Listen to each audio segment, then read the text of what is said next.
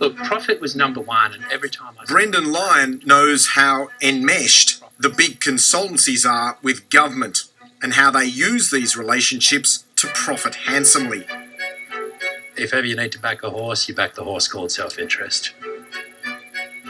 He was a partner at KPMG until 2021, but made the mistake of giving frank and fearless advice to the New South Wales government on its rail assets.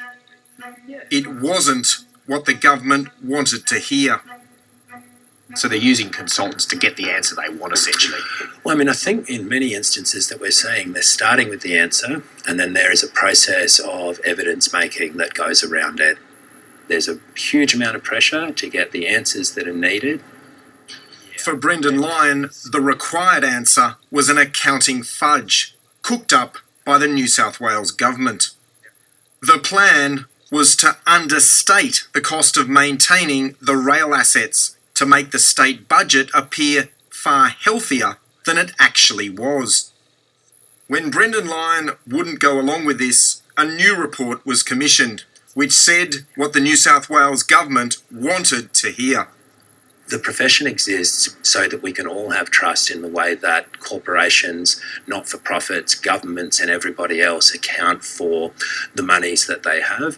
I guess if we start to see an erosion in ethics and professional standards in one side of the business, it's very hard to say that that's not going to be a risk across the rest of it.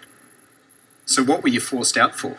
I was forced out because I wouldn't play the game, because I upset the then New South Wales Treasury Secretary because I wouldn't sign off on results that misstated the state's accounts by $10 billion.